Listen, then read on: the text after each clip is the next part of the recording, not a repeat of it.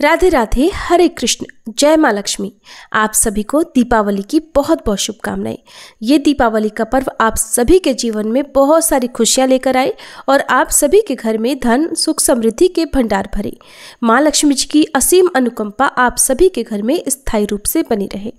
हर साल कार्तिक अमावस्या के दिन दीपावली का पर्व मनाया जाता है और इस दिन विधि विधान से भगवान श्री गणेश और माँ लक्ष्मी जी का पूजन किया जाता है। तो आज के इस वीडियो में मैं आपके साथ दीपावली की संपूर्ण पूजा विधि की वीडियो शेयर कर रही हूँ। आप इस वीडियो को ध्यान से पूरा जरूर देखिएगा। आज के दिन बहुत से भक्त धन पोटली भी बनाते हैं। तो धन पोटली कैसे बनाई जाती है, किन किन सामग्रियों को आपको रखना है, अगर आपके पास पिछले साल की धन पोटली है तो आप किन किन सामग्रियों का विसर्जन करेंगे और किन किन सामग्रियों को पहले वाली पोटली के साथ ही रख सकते हैं, ये भी इस वीडियो में आप आगे जानेंगे।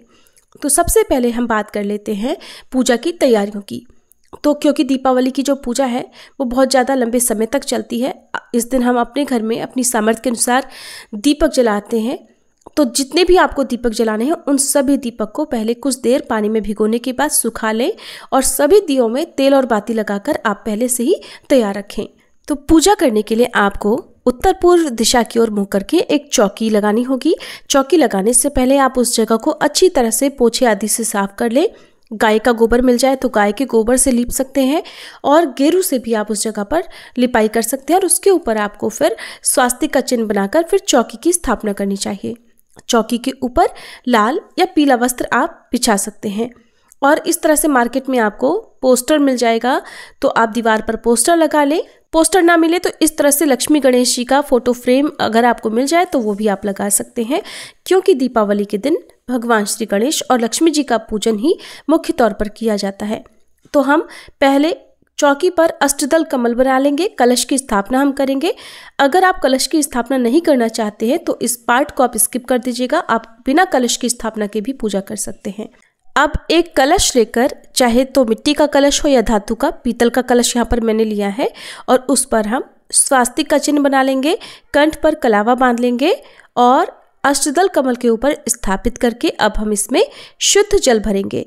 कलश के अंदर जल में डालने के लिए हमको चाहिए होगा 1 का सिक्का, 1 सुपारी, साबुत हल्दी की गांठ, थोड़े पुष्प और थोड़े अक्षत। इन सभी को हम जल के अंदर डाल देंगे और जल के अंदर डालने के बाद हम आम या अशोक के 5, 7 या 9 पत्ते लेकर कलश के ऊपर स्थापित करेंगे। अब आप चाहें तो इसके ऊपर मिट्टी का एक ढक्कन लगाकर या फिर डायरेक्ट ऐसे ही पानी वाले नारियल की स्थापना कर सकते हैं। मैंने आपको दोनों ही तरह से दोनों अलग अलग वीडियो में बता दिया है और जिस तरह से भी आप कलश की स्थापना करना चाहते हो उस तरह से करें, लेकिन ध्यान रखिएगा कलश का जो नुकीला वाला जो पार्ट होता है ना, चोंच वाला हिस्सा होता है, वो दीवार की तरफ रखना है और जिस जगह से टहनी से नारियल जुड़ा होता है वो आपकी तरफ हो। खड़ा करके आपको नारियल कभी भी कलश के ऊपर नहीं स्थापित करना चाहिए। तो हम कलश की स्थापना कर लेंगे, कलश को हाथ जोड़कर प्रणाम कर लेंगे। अब चौकी पर अक्षत से स्वास्तिक का चिन्ह बना लेंगे और फिर कलश के दाहिनी तरफ 2 जगह पर थोड़े थोड़े से अक्षत का आसन देकर हम भगवान श्री गणेश जी और माँ लक्ष्मी जी की प्रतिमाओं की स्थापना करेंगे। अगर आपके घर में ये चौकी धनतेरस के दिन ही लग जाती है और आपने धनतेरस के दिन ही अगर आपने नई प्रतिमाओं की पूजा कर ली है तो उसी तरह से उनको विराजित रहने दें, बार बार आपको उन्हें हटाना नहीं है। लेकिन अगर आप दीपावली के दिन चौकी लगा रहे हैं तो आप चौकी पर भगवान गणेश और माँ लक्ष्मी जी की नई प्रतिमाओं की स्थापना करें। धातु की यदि आपके पास प्रतिमाएं हैं तो हर साल उन्हें बदलने की आवश्यकता नहीं है। यहाँ पर हम पहले भगवान गणेश जी को और फिर माँ लक्ष्मी जी को विराजित करेंगे। भगवान गणेश जी के दाहिनी तरफ हम माँ लक्ष्मी जी को विराजित करने के बाद माँ लक्ष्मी जी की दाहिनी तरफ थोड़े से पुष्प का आसन देकर भगवान विष्णु को भी विराजित करेंगे। एक सुपारी को हमने भगवान विष्णु का प्रतीक मानकर, भगवान विष्णु का भाव करके उन्हें स्थापित कर लिया है, क्योंकि ऐसा कहा जाता है कि दीपावली के दिन लक्ष्मी गणेश जी की पूजा होती है। लेकिन अगर आप माँ लक्ष्मी जी की पूर्ण कृपा पाना चाहते हैं तो साथ में भगवान विष्णु का पूजन या ध्यान अवश्य करें, क्योंकि बिना विष्णु भगवान की पूजा के लक्ष्मी माता की पूजा अधूरी रहती है। थोड़े से पुष्प का आसन देकर अब हम यहाँ पर कुबेर देवता की तस्वीर या प्रतिमा की स्थापना करेंगे।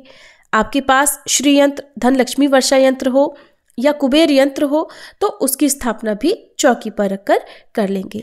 अब एक पुष्प की सहायता से इस तरह से एक कलश में थोड़ा जल लेकर सभी प्रतिमाओं को थोड़े थोड़े जल का छींटा देकर स्नान का भाव करेंगे। तो जितनी भी प्रतिमाएं हैं या चित्र जितने भी तस्वीर में बने हुए हैं उन सभी पर हम जल का थोड़ा थोड़ा छींटा देकर सभी को तिलक लगाएंगे। गणेश भगवान जी को रोली कुमकुम का, माँ लक्ष्मी जी को अगर लाल चंदन हो तो लाल चंदन का, नहीं तो रोली कुमकुम का तिलक लगाएंगे। अक्षत अर्पित करेंगे। भगवान विष्णु को और कुबेर देवता को और धन्वंतरी भगवान को हम चंदन का तिलक लगाएंगे। माँ सरस्वती को भी चंदन का तिलक लगाकर फिर अक्षत अर्पित करेंगे। इसी तरह से अब हम कलश का भी पूजन कर लेंगे। कलश के ऊपर स्थापित नारियल और कलश पर हम तिलक करेंगे। सभी को थोड़े थोड़े से अक्षत अपने दाहिने हाथ में लेकर अर्पित कर देंगे। अब हम विघ्नहर्ता भगवान गणेश जी को पीला पुष्प अर्पित करेंगे। माँ लक्ष्मी जी को लाल पुष्प अर्पित करेंगे। भगवान विष्णु को पीला पुष्प अर्पित करेंगे और इसी तरह से सभी देवी देवताओं के ऊपर हम पुष्प अर्पित करेंगे। पुष्प अर्पित करने के बाद हम भगवान गणेश जी को वस्त्र रूपी कलावा अर्पित करेंगे, जनेऊ अर्पित करेंगे। अब माँ लक्ष्मी जी को भी वस्त्र रूपी कलावा अर्पित कर देंगे। भगवान विष्णु को जनेऊ अर्पित करेंगे। इसी तरह से कुबेर देवता को भी वस्त्र रूपी कलावा अर्पित करने के बाद हम स्वास्तिक के ऊपर एक दीप रखकर प्रज्वलित करेंगे। आप चाहे तो घी का या तिल के तेल का दीपक प्रज्वलित कर सकते हैं। अगर आपके पास लाल चुनरी हो तो माँ लक्ष्मी जी को आप लाल चुनरी भी चढ़ा सकते हैं। और क्योंकि कमल का पुष्प माँ लक्ष्मी जी को बहुत प्रिय होता है, कमल के आसन पर माँ लक्ष्मी जी विराजित रहती हैं, तो इस तरह से आपको एक बंद कली के रूप में कमल का फूल मिल जाएगा, जिससे आप पूरी तरह से अच्छे से धीमे धीमे हाथों से खोलकर पूरी तरह से जब कमल का फूल खिल जाए तो उसे आप माँ लक्ष्मी जी के चरणों में अर्पित कर दें। इस तरह से लंबे डंठल से जुड़ा हुआ ये कमल का पुष्प आपको मिलेगा, कली मिलेगी, तो डंठल आप थोड़ा सा काट दीजिएगा ताकि उसे आप सही से चौकी पर अर्पित कर सकें। कमल का पुष्प चढ़ाने से माँ लक्ष्मी जी बहुत जल्दी प्रसन्न हो जाती हैं, लेकिन जिनकी सामर्थ्य ना हो वे केवल सच्चे भाव से, सच्चे मन से लाल पुष्प भी माँ को अर्पित कर सकते हैं। माँ लक्ष्मी जी को कौड़ियाँ बहुत प्रिय होती हैं। यहाँ पर जो भी सामग्री मेरे पास है इसे हम धन पोटली में भी डालते हैं। तो यहाँ पर मैंने कुछ कौड़ियाँ और कमल गट्टे और गोमती चक्र लिए हुए हैं। कमल गट्टे यदि आपके पास पहले से ही है तो हर बार उनको ना खरीदें। यदि खराब हो गए हैं तो कमल गट्टे खरीदें। आपको इस तरह से धन पोटली मिल जाएगी। मार्केट में पूजा वाली जगह पर 10-20 रुपए में पोटली मिल जाएगी। ना मिले तो लाल कोरे कपड़े में आप इन सामग्रियों को बांधकर धन रखने की जगह पर रख सकते हैं। अब हम कौड़ी, कमलगट्टे, गोमती चक्र माँ को अर्पित करके चौकी पर रखेंगे और फिर सप्तधान हम माँ को अर्पित करेंगे। सप्तधान में यहाँ पर मेरे पास अक्षत, गेहूं, काले और सफ़ेद चने हैं, साबुत हरे मूंग है और धनिया है। साबुत धनिया हमें धनतेरस और दीपावली के दिन जरूर अर्पित करना चाहिए। और फिर दीपावली के दिन आप खील बताशे का भोग माँ लक्ष्मी जी को और सभी देवी देवताओं को अर्पित करें। खील बताशे के अलावा फल का, मिठाई का भोग आप लगाएं। गणेश भगवान को हो सके तो दूर्वा भी इस दिन अर्पित करें। खील बताशों के साथ खिलौने अर्पित करें। जो रंगीन वाले खिलौने होते हैं वो पूजा में रखने से आपको बचना चाहिए, क्योंकि उसमें केमिकल वगैरह यूज होता है। और हम माँ को मिश्री भी अर्पित कर देंगे। छोटी मिश्री हो तो छोटी, नहीं तो बड़ी डली वाली जो मिश्री आती है वो भी हम अर्पित करेंगे। फिर पान के एक पत्ते पर जिसका हमने डंठल तोड़ कर रख लिया है, डंठल सहित आपको पान नहीं अर्पित करना चाहिए। पान के पत्ते पर मैंने यहाँ पर एक बताशा, थोड़े से खील जो हमने पहले ही माँ को अर्पित किए हैं उसी में से थोड़ा थोड़ा सा भोग लेकर और थोड़ी मिठाई लेकर हम माँ लक्ष्मी जी को अर्पित करेंगे। मिठाई के बाद हम मौसमी फलों का भोग भी लगाएंगे। जो भी फल आपको बाजार में मिल जाए आप उनका भोग माँ को और भगवान गणेश, कुबेर देवता को अर्पित करें। माँ सरस्वती का पूजन इस दिन छात्रों को अवश्य करना चाहिए। और सबसे अंत में भोग लगाने के बाद सभी देवी देवताओं के पीने हेतु जल अर्पित करेंगे और मंदिर में कुछ दक्षिणा अर्पित करेंगे। और जो हम मंदिर में दक्षिणा अर्पित करते हैं, अगर आप धन पोटली नहीं बनाते हैं तो इस धन को आप अपने घर में तिजोरी में रख दें, नहीं तो धन पोटली में आप रख दीजिएगा। फिर हम हाथ जोड़कर सच्चे मन से भगवान गणेश, माँ लक्ष्मी जी, कुबेर देवता, सरस्वती माता से अपने द्वारा की गई इस पूजा को स्वीकार करने का निवेदन करेंगे। और इस दिन पूजा की शुरुआत में अपने हाथ में अक्षत और पुष्प लेकर दीपावली पूजा का संकल्प भी लिया जाता है, जो मैं अब आपको देर से बता रही हूँ। आपको इस विधि को सबसे पहले करके रख लेना है। जब हम पूजा की चौकी लगाते हैं, दीप प्रज्वलित करते हैं, उसी समय आपको अपने हाथ में थोड़े अक्षत, पुष्प लेकर और एक का सिक्का लेकर दीपावली पूजा का संकल्प लेना चाहिए। माँ लक्ष्मी जी से प्रार्थना करनी चाहिए कि आपके परिवार में धन, सुख, समृद्धि के भंडार भरे। तो भोग लगाने के बाद हम जब जल अर्पित करेंगे उसके बाद हमें अपने हाथ में थोड़े से अक्षत लेकर दीपावली की माँ लक्ष्मी जी की कथा का श्रवण करना चाहिए। आप चाहे तो खुद भी, अगर आपके पास किताब हो तो उसमें से देखकर आप कथा पढ़ सकते हैं। हाथ में जो आपने अक्षत लिए हुए हैं ना, उसे कुछ लोग तो चौकी पर माँ लक्ष्मी जी के समक्ष ही छोड़ देते हैं और कुछ लोग अलग से जल का एक लोटा लेकर उसमें अक्षत डालकर फिर तारों या चंद्रमा को अर्घ देते हैं। अगर आपने सोने चांदी के नए बर्तन दीपावली के दिन खरीदे हैं, कोई भी सामग्री ऐसी खरीदी है, तो उसका पूजन भी आप दीपावली के दिन कर सकते हैं।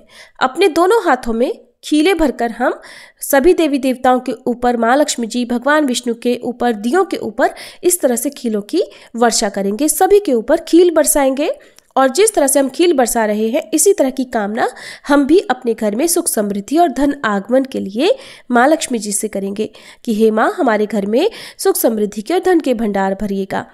5 दीप इस दिन चौकी पर जलाए जाते हैं और अगर आपके पास इस तरह का स्टैंड मिल जाए तो इस तरह के स्टैंड में, नहीं तो अलग से एक प्लेट में 5 अलग अलग दिए जलाकर आप माँ लक्ष्मी जी की पूजा करें, आरती उतारें। और अगर 5 दिए अलग से ना मिल पाए तो एक ही बड़े दीपक में आप 5 बाती जिन्हें एक साथ मोड़कर उससे भी आरती उतार सकते हैं। अब हम गणेश भगवान की आरती करके माँ लक्ष्मी जी की आरती उतारेंगे और इस समय यदि हो सके तो परिवार के सभी सदस्य मिलकर माँ लक्ष्मी जी की आरती उतारें। प्रेम से आरती करने के बाद हम सबसे अंत में अपने दोनों हाथों में पुष्प लेकर सभी देवी देवताओं को पुष्पांजलि अर्पित करेंगे और पुष्पांजलि अर्पित करने से हमारी पूजा पूर्ण मानी जाती है। तो यहाँ पर मैंने अपने हाथों में थोड़े पुष्प लेकर अपने मन में यदि आपकी कोई कामना हो तो उसकी पूर्ति के लिए आप प्रार्थना कर सकते हैं और उसके बाद सारे पुष्प हमें देवी देवताओं के ऊपर वर्षा देने हैं, जैसे हमने खीलों की वर्षा की है। तो इस तरह से हम पुष्पांजलि अर्पित करने के बाद सच्चे मन से क्षमा याचना भी करेंगे ताकि पूजा पाठ में अगर हमसे कोई गलती हो गई हो, हमसे कुछ भी कमियां अधिक हो गया हो, क्योंकि देखिए गलतियां तो सभी से होती हैं। कुछ विधि विधान हम भूल जाते हैं, बाद में करते हैं, संकल्प लेना भूल जाते हैं या कोई सामग्री चढ़ाना भूल जाते हैं जो हमारे पास है, तो उसे आप बाद में भी चढ़ा सकते हैं। लेकिन क्षमा याचना अगर आपने सच्चे मन से मांगी है, प्रार्थना यदि सच्चे मन से की है, तो कोई भी गलती का दोष नहीं लगता है। क्षमा याचना करने के बाद हम सभी देवी देवताओं को प्रणाम करके उनका आशीर्वाद लेंगे। अगर आप कोई खास उपाय करना चाहते हो, किसी खास मंत्र का जाप करना चाहते हो, तो इसी समय आप मंत्र जाप कर सकते हैं। और अगर आपके पास बीच में समय हो तो जब हमने दीप प्रज्वलित किया है, पुष्पमाला अर्पित की हुई है या तिलक लगाया है, उसके बाद आप कथा श्रवण करने से पहले सूक्तम का पाठ कर सकते हैं, श्री लक्ष्मी सूक्तम का, या आप मंत्र जाप कर सकते हैं। लक्ष्मी चालीसा का पाठ आप कथा के बाद करें। आरती करने से पहले आपको लक्ष्मी चालीसा का पाठ करना चाहिए। इस तरह से हम दीपावली की पूजा कर लेंगे और दीपावली की पूजा करने के बाद आपकी जितनी सामर्थ्य हो, जितने भी दिए आप जलाना चाहते हो, वो सारे दिए आप जलाकर रखें, घर में हर कोने में जलाकर रखें। और अगर आप यम दीपक भी जलाना चाहते हो, अगर आप धनतेरस या नरक चतुर्दशी के दिन ना जला पाए हो, तो दीपावली की रात को जब आपके सारे काम निपट जाएं, सभी सदस्य घर के अंदर आ जाएं, तो आप यम दिया भी जला सकते हैं। चलिए अब जान लेते हैं कि धन पोटली कैसे बनाएंगे। यहाँ पर मैं पहली बार आज धन पोटली बना रही हूँ। तो यहाँ पर एक रेडीमेड पोटली मैंने ली है जिसमें आपने माँ लक्ष्मी जी को जो चौकी पर सबसे पहले कमलगट्टे, गोमती चक्र और कौड़ियाँ अर्पित की थी, उन्हीं को हमें उठाकर अब इस लाल पोटली में रख देना है। साथ में आप 1 का सिक्का भी रख लें। जो माँ लक्ष्मी जी को दक्षिणा आपने अर्पित की है, उस दक्षिणा को भी आप इस धन पोटली में डाल सकते हैं। जो धनिया हमने अर्पित किया है उसी में से थोड़े से धनिया के बीज लेकर और थोड़े से जौ लेकर, जो हमने माँ लक्ष्मी जी को सप्तधान अर्पित किए हैं, उसी में से थोड़े से जौ और थोड़े से अक्षत ले, और आपने माँ लक्ष्मी जी को जो पुष्प अर्पित किए हुए हैं उसी में से थोड़े से पुष्प लेकर हम इस धन पोटली के अंदर डाल देंगे। माँ लक्ष्मी जी के चरणों में से जो भी सामग्री आप उठा रहे हैं या उन्हें अर्पित की गई जो भी सामग्री आप उठा रहे हैं ना, उसे उठाते समय ओम श्री महालक्ष्मी नमः, और दक्षिणा यदि आप उठाकर रखना चाहते हैं तो वो भी इस पोटली में आप डाल दीजिएगा। इस तरह से हर साल इस पोटली में जो दक्षिणा आपने अर्पित की है वो बढ़ती चली जाती है और इस तरह से आपके घर में धन का भंडार भरा रहता है। कभी धन का भंडार खाली नहीं होता है माँ लक्ष्मी जी की कृपा से। धन पोटली बांधने के बाद उसे माँ लक्ष्मी जी के चरणों के पास में एक बार थोड़ी देर के लिए अर्पित करें माँ से स्पर्श कराएं और अपने लिए कामना करें, अपने परिवार के लिए कामना करें, अपने घर की सुख समृद्धि के लिए कामना करें। अगर आपने धन पोटली नहीं बनाई है और लाल कपड़े में बांधा है तो वो भी आपको इसी तरह से करना है और 3 गांठें आपको लगा लेनी है। आप रुमाल में यदि बना रहे हैं धन पोटली तो कलावे से भी आप उस धन पोटली को बांध सकते हैं। कुछ देर के लिए इस धन पोटली को आप चौकी के पास में ही रहने दें। दीपावली की रात में ही ये धन पोटली बनाई जाती है। कुछ लोग तो रात भर के लिए धन पोटली ऐसे ही चौकी पर छोड़ देते हैं और अगले दिन अपने घर की तिजोरी में या जहाँ पर भी रुपए रखते हैं वहाँ रखते हैं। कुछ लोग रात में ही इस धन पोटली को अपनी तिजोरी में रख देते हैं। आपके जो भी अभाव है उन्हें दूर करने के लिए सच्चे मन से आप प्रार्थना करें और इस तरह से आप दीपावली की पूजा करके माँ लक्ष्मी जी की कृपा प्राप्त कर सकते हैं। अगर कोई सामग्री आपसे अर्पित करने में रह गई हो, कोई मंत्र जाप यदि आप करना चाहते हो तो पूजा करने के बाद भी कर सकते हैं, क्योंकि हम मनुष्य हैं और हमसे गलतियां होना स्वाभाविक ही है। तो हम इस तरह से पूजा करेंगे, दीप जलाएंगे और जो भी खील खिलौने भोग है वो सभी लोगों को बांटकर प्रसाद रूप में स्वयं भी ग्रहण करेंगे। चौकी को आपको रात में बिल्कुल नहीं हटाना है। चौकी को अगले दिन, चाहे अगर बहुत ज़्यादा मजबूरी हो आपको जाना हो तो अगले दिन हटा सकते हैं। अब जो लोग धन पोटली नहीं बनाते हैं और जिन्होंने ये कमल गट्टे, गोमती चक्र या कौड़ियाँ माँ को अर्पित की हैं, उन्हें क्या करना है ये भी जान लीजिए। तो आपको ये जो भी कमल गट्टे आती हैं वो एक मिट्टी के बड़े से दिए में या किसी पात्र में रखकर जहाँ पर जिस मंदिर में आप प्रतिदिन पूजा करते हैं अपने घर में, वहां पर आपको माँ लक्ष्मी जी के पास में या विष्णु भगवान जी के समक्ष में रख देने चाहिए। और फिर जैसे आप डेली पूजा करते हैं उसी तरह से आप पूजा कर सकते हैं। खास तौर पर अमावस्या, पूर्णिमा या एकादशी या माँ लक्ष्मी जी का कोई प्रिय दिन होता है, उस दिन आप इन कौड़ियों की पूजा कर सकते हैं, क्योंकि कौड़ियाँ जो है ना वो धन को अपनी ओर आकर्षित करती हैं। तो पूजा में इन सामग्रियों का रहना बहुत शुभ माना जाता है। अब इस तरह से आप पूजा कर लीजिएगा और कलश को यदि आप हटाना चाहें तो अगले दिन विसर्जित कर सकते हैं। विसर्जन कैसे किया जाता है इसकी अलग से वीडियो हमारे चैनल पर अपलोडेड है, आप जरूर देखिएगा। जानकारी पसंद आई हो तो वीडियो को लाइक करके मुझे कमेंट बॉक्स में बताना मत भूलिएगा।